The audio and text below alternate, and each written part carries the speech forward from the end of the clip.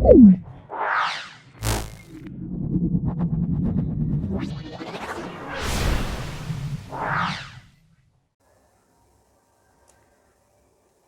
बच्चों, आज जो हमारा टॉपिक है वो है सब मैट्रिक्स। जैसा कि आपको पता है कि हमारा एलिमेंट्री रो और कॉलम ट्रांसफॉर्मेशन चैप्टर चल रहा है, उसी का आज जो हमारा टॉपिक रहेगा वो है सब मैट्रिक्स के बारे में आपको बताऊंगा। सब मैट्रिक्स के बाद मैं आपको माइनर ऑफ मैट्रिक्स मतलब आव्यूह का लघु शांडिक भी बताऊंगा, और आज ही में हो सकेगा तो आव्यूह की कोटि भी आपको बताने का प्रयास करूंगा। ठीक, तो जैसे कि आपको पहला टॉपिक मैंने लिया है सब मैट्रिक्स मतलब उप आव्यूह। क्या है मैट्रिक्स, क्या है हमारा उप आव्यूह। तो देखो उप आव्यूह क्या होता है, जैसे कि शायद आपको नाम से समझ में आ रहा होगा।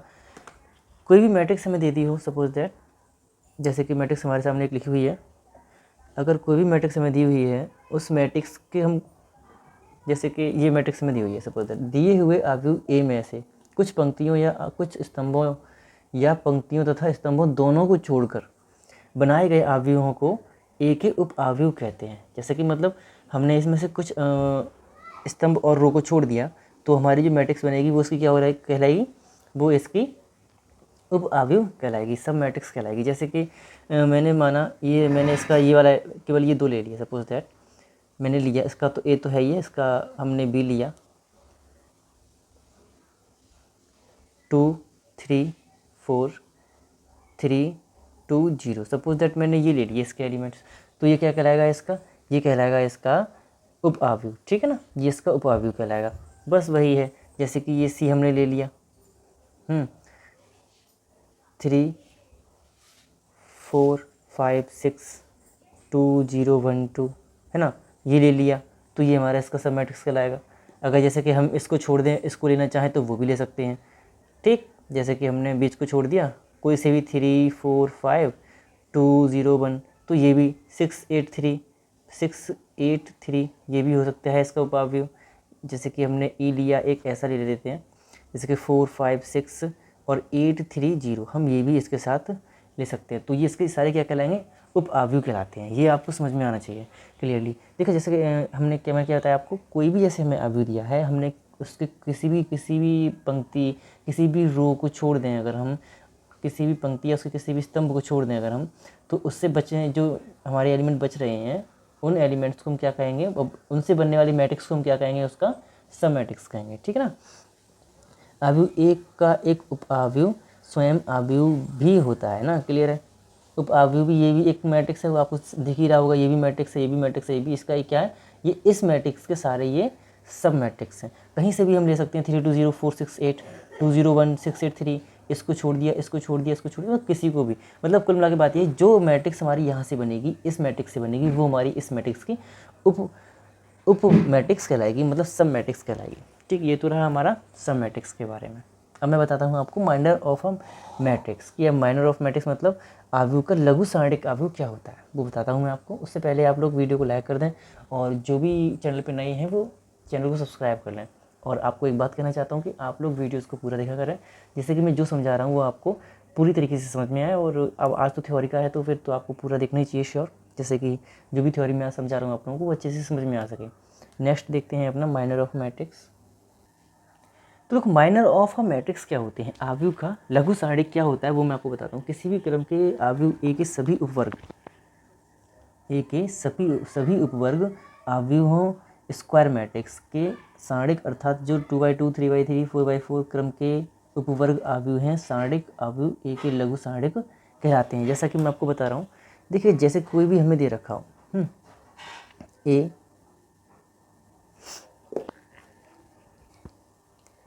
3 2 5 4 3 7 2 9 1 0 8 2 7 6 2 8 5 4 1 3 1 2 1 2। ठीक है ना, कोई भी हमें एक मैट्रिक्स दे रखी हो, हम ये बोलें अगर इसमें से हम क्या करेंगे 2x2 3x3 4x4 के सारणिक निकाल लेंगे। ठीक है ना, तो हमारे में क्या कहलाएंगे, इसके उपवर्ग सारणिक कहलाएंगे। सिंपल बात है। देखो उपवर्ग सारणिक कहला, उपवर्ग आव्यूह की मतलब उपवर्ग आव्यूह के सारणिक, अर्थात जैसे कि 2x2 3x3 4x4 मतलब स्क्वायर मैट्रिक्स होनी चाहिए वो, क्लियर है ना। इस क्या वो होनी चाहिए, स्क्वायर मैट्रिक्स होनी चाहिए, तभी तो साइड बनेगा ना। ये क्लियर है। तो देखिएगा बताते हैं आपको हम, जैसे कि हमारा ए है, मैंने इसमें से ये 2 एलिमेंट ले लिया, सपोज दैट ये वाला स्क्वायर मैट्रिक्स लिया, जैसे कि मैंने लिया बी बराबर 3 2 3 7, ठीक है ना। तो ये इसका, जैसे कि मैंने इसका एक उपवर्ग, एक उप मैट्रिक्स ले लिया सपोज दैट। तो इसका ही साड़िक, जैसे कि इसका साड़िक जैसे 3 3 2 7, ये इसका साड़िक कहलाएगा, उपवर्ग साड़िक क्या कहलाएगा, ये हमारा माइनर ऑफ अ मैट्रिक्स, आव्यूह का लघु साड़िक भी, हाँ लघु साड़िक कहलाएगा, ठीक है ना। ये हमारा इसका लघु साड़िक कहलाएगा। जैसे कि आगे बढ़ते हैं, एक और जैसे कि लेते हैं हम इसका, मैंने लिया इसका जैसे कि इसी का कोई सा भी ले लिया एग्जाम्पल, फॉर एग्जाम्पल जैसे कि चलो यहीं लिख दे रहा हूँ 3, किसी भी, जैसे कि हम मैंने उसमें बताया था आपको, बस इसका वो जैसे कि मैंने इस वाले इसकी ये वाली मैट्रिक्स छोड़ दी है ना, और ये छोड़ दिया, तो देखो क्या बन रहा है हमारा 3 5 4 3 2 9 और 1 8 2। तो ये हमारी 3x3 की मैट्रिक्स है ना।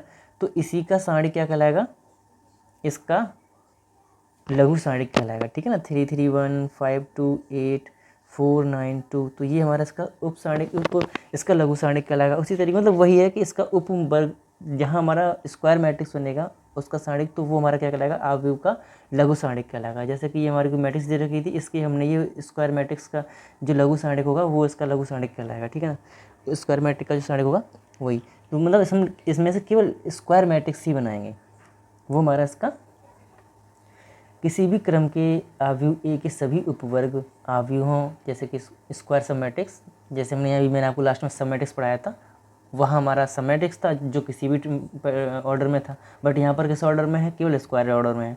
तो बस वही हमें देखना है, जहाँ 2x2 3x3 4x4 5x5, तो इस तरीके से हमें यहाँ बनाना, मतलब बनेंगे, और वो हमारे क्या कहलाएंगे, इसके उपवर्ग आव्यूह कहलाएंगे, स्क्वायर सब मैट्रिक्स कहलाएंगे, और उन्हीं के साड़िक को हम क्या कहेंगे, इसका लघु साड़िक कहेंगे। बस सिंपल बात, कोई दिक्कत नहीं आ रही, समझ में आ गया होगा।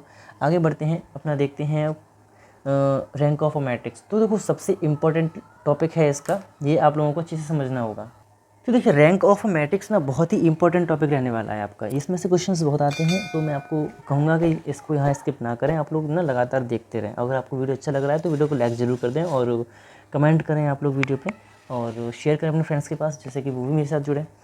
चलते हैं अपने टॉपिक की तरफ। रैंक ऑफ अ मैट्रिक्स क्या होता है, मैं वो आपको बताता हूँ।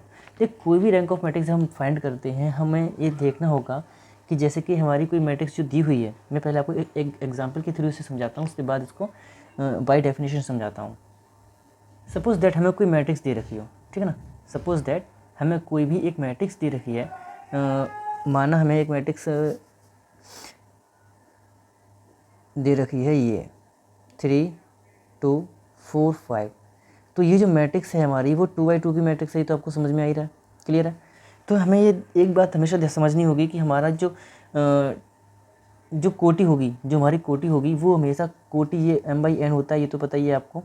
तो जो कोटि होता है वो हमेशा हमारा इससे बड़ा या इसके बराबर होता है, मतलब r माना इसकी कोटि, ठीक है, ये इससे हमेशा छोटा या इससे के बराबर होगा, ठीक है ना। इसे हम m लिख सकते हैं यहाँ पर, ये बात आपको समझनी होगी क्लियर पहले तो। अब ये इसके बराबर और इससे छोटी कब होगी, वो मैं आपको बताता हूँ, ठीक है ना।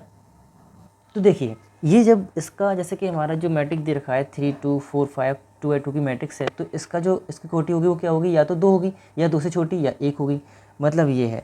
तो मैं वही आपको बताना चाह रहा था। अब एक बात ध्यान रखें आप लोग कि रूप जो कोटि है वो कभी 1 नहीं होती है, क्या नहीं होती है, 1 से कम नहीं होती है। जो इसकी कोटि होती है वो कभी भी 1 से कम नहीं होती है, ये बात हमेशा ध्यान रखें आप लोग। अब मैं इसका देखो सॉल्यूशन बताता हूँ कि करते क्या है।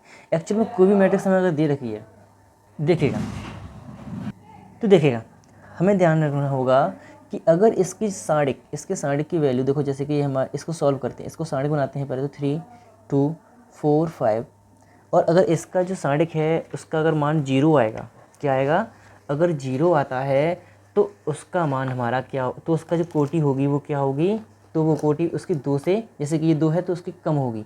अदरवाइज़ अभी तो 2x2 की साड़िक है, इसलिए मैं फॉर एग्जांपल आपको बता रहा हूँ। जैसे कि मैं इसका साड़िक अगर निकालता हूँ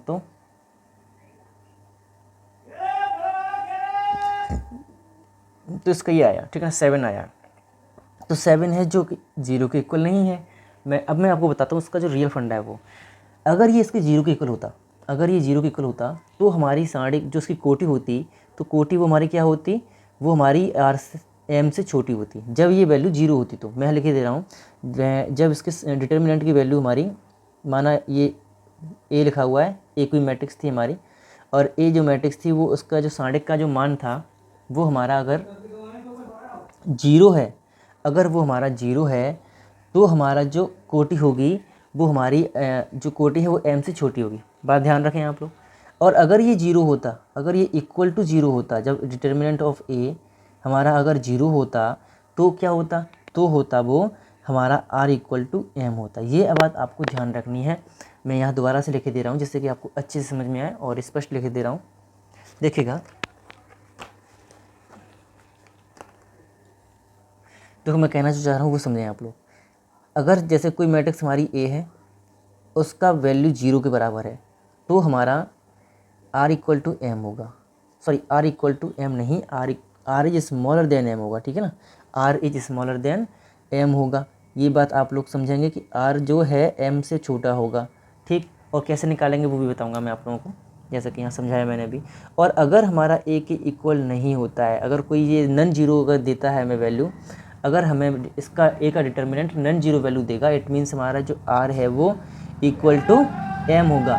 तो वो क्या होगा, आर इक्वल टू एम होगा जब हमारा जीरो के इक्वल नहीं होगा तब। ये बात ध्यान रखें आप लोग। जब हमारा इसके जो डिटर्मिनेंट की वैल्यू है वो ए के जो जीरो के इक्वल नहीं होगी, तब हमारा क्या होगा, आर इक्वल टू एम होगा। और जब ए की डिटर्मिनेंट ए की वैल्यू जीरो होगी तो हमारा आर स्मॉलर देन एम होगा। ये बात आपको समझनी होगी बहुत अच्छे से, ठीक है ना। क्लियर हुआ यहाँ तक।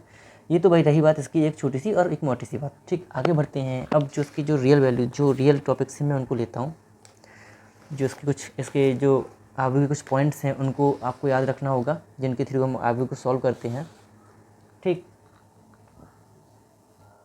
तो देखो बच्चों, अब जो मैं बता रहा हूँ आपको, इसके जितने भी पॉइंट्स हैं इसमें क्या क्या होता है वो मैं बता रहा हूँ आपको। जो मैंने मेन था वो मैं आपको बता ही दिया है। तो देखो, रैंक ऑफ अ मैट्रिक्स क्या होता है वो मैंने अभी आपको बताया था। जैसे किसी आव्यूह ए की कोटि, रैंक जिसे हम इंग्लिश में रैंक कहते हैं, उस आव्यूह में उच्चतम क्रम के अशून्य लघु सारणिक का क्रम या ऑर्डर होता है, ठीक है ना। Rank of a matrix is the order of the highest order of the non zero minor is in that matrix, ठीक। अब मैं इसके जो पॉइंट्स से बताता हूँ। जैसे अच्छा एक और बात, आव्यूह कोटि को हम आर मैट्रिक्स जो हमारी दी है ए, या फिर रो, ये हमारा रो है, रो ए, इससे हम क्या करते हैं, उसे निरूपित करते हैं। आगे बढ़ते हैं। शून्य आव्यूह या फिर नल मैट्रिक्स की कोटि शून्य होती है। मैं ध्यान रखना, नल मैट्रिक्स की जो कोटि होती है, जो रैंक होती है, वो क्या होती है, वो शून्य होती है, क्योंकि शून्य आव्यूह के सभी लघु सारणिकों के मान शून्य होते हैं, ठीक। क्लियर है ना। आगे बढ़ते हैं। अशून्य आव्यूहों की कोटि एक अथवा एक से अधिक होती है। मैंने क्या बात, देखो अभी ये तो अशून्य मैट्रिक्स है, उसके बारे में समझे पहले तो। जैसे कि जो हमारी रैंक ऑफ नन मैट्रिक्स है वो क्या है, उसका मान क्या होगा, उसका मान एक से अधिक या एक के बराबर होगा। जैसे अशून्य जो मैंने अभी आप लोगों को समझाया भी था, तो वही है अशून्य आव्यूह, जिसमें कोई भी जो मैट्रिक्स में दे रखी है वो अशून्य है कि कोटि एक अथवा एक से अधिक होती है, ठीक, एक से कम नहीं होगी। जैसे कि मैंने अभी आपको बताया था, अगर एक से जो भी जैसे कि है, तो जैसे कि हमारा जो भी मैट्रिक्स हमें दे रखी है, इसके एलिमेंट्स हमारे 3 4 5 6 जो भी हैं, माना कि 2/2 की कोई मैट्रिक्स दे रखी है, तो उसका जो है रैंक होगा वो हमारा एक से अधिक या एक के बराबर होगा, बट एक से कम नहीं होगा, ठीक है ना। ये ध्यान रखना आप लोग। अगर हमारा वो क्या है, अशून्य आव्यूह की कोटि है, तो ठीक। आगे बढ़ते हैं। माना कि कोई आव्यूह m इंटू n क्रम ऑर्डर का है, जिसमें देखो, यदि m की वैल्यू n से छोटी या n के बराबर होगी, तब क्या होगा, है ना। तब हम क्या कहेंगे, तब हम कहेंगे r इज स्मॉलर और इक्वल टू m, समझे। जो उसकी कोटि होगी वो या तो m के बराबर होगी या फिर m से छोटी होगी। जैसे कि हमारी एक 3/5 की एक क्रम का दिया हुआ है, अगर हमारा इसमें हमारा m जो है वो क्या है, n से छोटा है, इट मीन्स क्या होगा, r की जो वैल्यू रहेगी वो 3 से छोटी या 3 के बराबर रहेगी। उसका उल्टा ही, जैसे कि n की वैल्यू छोटी या बराबर होती है m के, तब हमारा r n से छोटा होगा और या n के इक्वल होगा। यदि आव्यूह जैसे कि सपोज दैट 4/2 की हमें कोई क्रम दे रखा, ऑर्डर की मैट्रिक्स दे रखी है, तो उसका जो r की वैल्यू होगी वो क्या होगी, 2 से छोटी या 2 के बराबर होगी। और जो अशून्य है तो सीधी बात है कि 2 से छोटी या 2 से छोटी एक ही होगी। ये भी मैं बता दूँ आप लोगों को सीधा सीधा। तो क्लियर है। यहाँ तक बात आई थिंक क्लियर होगी आप लोगों की। आगे बढ़ते हैं, अपना देखते हैं परिवर्त आव्यूह। जैसे कि हमने कोई मैट्रिक्स दे रखी थी, हमने उसको क्या किया, ट्रांसपोज किया। अगर हमने उसे ट्रांसपोज किया तो क्या करेंगे हम, तो उसकी कोटि वही होती है जो हमारे मूल आव्यूह की होती है। जैसे कि जो कोटि ए की होगी वही कोटि किसकी होगी, वही कोटि हमारी ए डैश की होगी। ठीक है, ट्रांसपोज जो उसका ट्रांसपोज होता है ना ए डैश, उसकी वही कोटि होगी जो उसकी ए की होगी। सिंपल बात। ठीक, आगे बढ़ते हैं। प्रारंभिक रूपांतरण से किसी आव्यूह की कोटि नहीं बदलती है। जैसे कि हमारी कोई मैट्रिक्स दे रखी थी, हमने उसमें ट्रांसपोज, जैसे कि हमने भी कुछ लास्ट में चैप्टर में किया था, अगर हम उसमें करते हैं तो उससे क्या होगा, हमारी कोटि की वैल्यू, कोटि का मान नहीं बदलेगा, कोटि वही रहेगी जो हमारी थी। ठीक है ना, जो मूल हमारी ए की थी वही हमारी, उसके समरूप जितने भी हमने उसके ऑपरेशन किए, सपोज दैट जो जैसे लास्ट में हमने किया था रो, एलिमेंट्री रो ऑपरेशन, जो भी हमारा कुछ भी करें या कॉलम्स में करें या किसी में भी करेंगे, तो लेकिन उसकी जो कोटि होगी, कोटि हमारी वही रहने वाली है जो उसकी एक ही रहने वाली है। ठीक है ना, उसमें एक कोटि में कोई भी बदलाव नहीं होगा। आई होप यहाँ तक आपको सब कुछ क्लियर हुआ होगा। आशा करता हूँ आपको ये सारा समझ में आया होगा। और वीडियो को आपने अगर अच्छी लग रही है तो आप लोग वीडियो को लाइक कर दें, और अपने फ्रेंड्स को अगर शेयर नहीं किया है तो उन्हें शेयर कर दें, जिससे कि वो भी इसके साथ जुड़ें। ये आपको कंटेंट इतना अच्छा दे रहा हूँ मैं। तो अब जो मैं इसके एग्जाम्पल्स लूँगा, जो कि आपको इसके जितने भी एग्जाम्पल्स रहेंगे थोड़ा सा कोटि के अकॉर्डिंग, तो मैं उसके अकॉर्डिंग जितने भी क्वेश्चन रहेंगे वो थोड़ा सा हर टाइप का शायद हो सके तो लेने की कोशिश करता हूँ। और अगर जहाँ भी आपको अगर कोई डाउट रहे तो आप मुझे कमेंट के थ्रू पूछ सकते हैं। करते हैं इसके एग्जाम्पल सब। क्वेश्चन हमको दिया है, पहला एग्जाम्पल मैंने लिया है कि आव्यूह ए बराबर 3, 6, 1, 4 की कोटि हमें ज्ञात करनी है। तो सिंपली हम पहले क्या फाइंड करेंगे भाई, हमें अगर कोटि फाइंड करनी है तो हम पहले क्या फाइंड करेंगे, उसका डिटर्मिनेंट फाइंड करेंगे। तो निकालते हैं इसका डिटर्मिनेंट। बताइएगा इसका डिटर्मिनेंट क्या होगा। इसका डिटर्मिनेंट अगर हम फाइंड करेंगे तो हमें क्या मिलेगा, बताइएगा। देखिए कौन आंसर पहले करता है। ठीक है, तब तक मैं इसे सॉल्व करता हूँ। इसे सॉल्व करते हैं और देखते हैं क्या होता है। देखिएगा, हमें इसका क्या निकालना है, इस मैट्रिक्स का क्या निकालना है, सारणिक निकालना है। पहली पॉइंट आप लोग याद रखें कि हमें इसका सारणिक निकालना है। क्या निकालना है, इसका सारणिक निकालना है। डिटर्मिनेंट इसका निकालेंगे हम पहले। तो मोड ए से बोलते हैं, आपको पता ही है ये सारी बातें, तो मैं पहले बता चुका हूँ, सारी रिपीट करने की जरूरत नहीं है आई थिंक इसमें। तो आगे बढ़ते हैं। तो इसका हम सारणिक जब निकालेंगे तो कैसे निकालेंगे, आपको पता है। इसको हम इस तरीके से लिखेंगे ना, क्रम से चलते हैं सब कुछ। और इसको सॉल्व करेंगे तो इसका इसमें मल्टीप्लाई करते थे ना, 4, चलो यहाँ लिखे दे रहा हूँ, 4 × 3 माइनस 6 × 1। तो इसका आंसर क्या हो जाएगा, 12 माइनस 6 इक्वल टू 6। तो हमारा क्या निकला है, जो डिटर्मिनेंट निकला है वो है equal to 6, but 6 is not equal to 0, जो कि हमारा 0 के बराबर नहीं है। इसका मतलब इसकी कोटि क्या होगी, इसकी कोटि क्या होगी, क्योंकि ये 2/2 की मैट्रिक्स थी, इट मीन्स इसकी कोटि होगी 2। क्या होगी, 2। एक बात ध्यान रखें, ये जो डिटर्मिनेंट होती है, अगर हमें ये भी हमारा जो कोटि निकालने के लिए क्वेश्चन होंगे वो हमारे, ठीक है ना। बढ़ते हैं आगे। 2/2 की फॉर्म थी, तो 2 इसका जो कोटि होगी वो क्या होगी। अब इसलिए हमारी इसकी जो कोटि होगी वो क्या होगी, आप लोगों को आई थिंक अब समझ में आ गया होगा कि ए की कोटि, ए की जो कोट होगी, कोट, या हम इसे ऐसे लिख सकते हैं, ठीक है, सारणिक का क्रम का जो क्रम होने वाला है वो क्या होगा, 2 हो जाएगा। ठीक है ना, क्लियर है। यहाँ से मैंने क्या बताया था आप लोगों को, अगर इसका जो आर, इसका डिटर्मिनेंट अगर हमारा ये 0 से इक्वल नहीं होगा तो हमारा जो क्रम दिया है 2 × 2/2 का, तो वही हमारा इसका क्या हो जाएगा, 2 m इक्वल टू, तो वही हमारा इसका कोटि हो जाएगी, मतलब क्रम। तो क्लियर है आई थिंक। यहाँ तक बढ़ते हैं आगे नेक्स्ट क्वेश्चन पे। अब क्योंकि हमारा इसका ये जो 0 के इक्वल नहीं था, इसका मतलब इसकी जो कोटि होगी वो क्या होगी, वो 2 होगी। क्लियर है, यही समझना था आप लोगों को। बस आगे बढ़ते हैं अगले क्वेश्चन पे। अगला मैट्रिक्स हमें दे रखा है, सपोज दैट 5, 3, 10 और 6। सपोज दैट हमें एक ये मैट्रिक्स दे रखा है, इसने बोला है कि इसकी कोटि निकालो। क्या निकालो, इसकी कोटि फाइंड कर। इससे भी हमें कोटि ही निकालनी है, इसकी भी हमें रैंक निकालनी है। तो कैसे निकालेंगे, कैसे निकालेंगे, तरीका वही रहने वाला है सेम। इसका डिटर्मिनेंट फाइंड करेंगे पहले। तो कैसे निकालेंगे, आपको पता है 5 × 6 माइनस 10 × 3, तो क्या हो जाएगा 30 माइनस 30, इट मीन्स ये 0 के बराबर हो जाएगा और ये 0 के बराबर है। तो जब भी डिटरमिनेंट हमारा 0 होता है इसका मतलब उसकी कोटि क्या होती है, उसकी कोटि हमारी m से छोटी होती है। m से छोटी होती है तो इसका मतलब कितनी होगी, 1 होगी। क्या होगी, अब 2/2 की थी तो वही 1 होगी ना, सिंपल। अगर ये 3/3 होती तो भी मैं बताऊँगा आप लोगों को, अभी पहले 2/2 की समझते हैं। तो क्या हो जाएगा हमारा, तो इसकी जो कोटि मतलब आर ए जिसे हम कहेंगे या रो ए भी कह सकते हैं, वो क्या हो जाएगी हमारी, वो हमारी 1 हो जाएगी। ये बात ध्यान रखें आप लोग। मैं यहाँ फिर भी बता दूंगा आपको दोबारा से कि कोटि जो है वो कभी हमारी 1 से कम नहीं होती है अगर नॉन जीरो मैट्रिक्स है तो। ठीक है, आगे बढ़ते हैं। अब लेते हैं आपके लिए हम 3/3 की मैट्रिक्स, जिससे कि वो भी आप लोगों को क्लियर हो सके। ठीक है ना, 3/3 की मैट्रिक्स लेंगे अब हम। तो देखिए 3/3 की जो मैट्रिक्स होती है, ली हमने कोई, जैसे कि ए बराबर दे रखी है हमको एक 1 2 2 2 1 2 और 2 2 1, सपोज दैट हमें कोई मैट्रिक्स दे रखी है और अगर इसका मान हमारा डिटरमिनेंट का मान इसका 0 नहीं आता, कोई वैल्यू छोड़ रहा है, सपोज दैट ऐसी कोई जो, चलो मैं इसको सॉल्व करता हूँ। इसे सॉल्व करने का तरीका क्या होता है डिटरमिनेंट को आपको पता है, फर्स्ट सेमेस्टर में आपने इसे सीखा हुआ है और आई होप अभी भी आपको आता होगा। चलिएगा निकालते हैं डिटरमिनेंट ऑफ ए। हमें निकालना क्या है, ए का डिटरमिनेंट निकालना है। तो निकालने का तरीका तो आपको पता ही है, उसी तरीके से हम इसे फाइंड करेंगे। अगर कहीं पर भी आपको कोई डाउट है तो आप मुझसे पूछ सकते हैं एनी टाइम। ओके, कमेंट करके इंटू 1 - 4 - 2 इंटू 2 - 4 और चलो यहाँ लिख देते हैं +2 इंटू 4 - 2।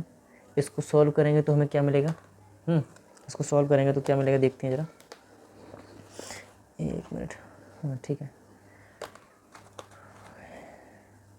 तो ये माइनस का 3 आया, ठीक, माइनस का 2 और माइनस का 2 और 2 2 जा 4 प्लस का 4 हो जाएगा। यहाँ से 2 और 2 2 जा 4 हो जाएगा प्लस का, और इसका जो आंसर आएगा वो आएगा 5, जो कि 0 के बराबर नहीं है। और ये 3/3 की मैट्रिक्स थी, इट मीन्स इसकी जो हम बोल सकते हैं, चलो यहाँ मैं रो लिख दे रहा हूँ, इसकी जो रैंक होगी वो क्या हो जाएगी, सीधी सीधी 3 हो जाएगी। ठीक, क्लियर है।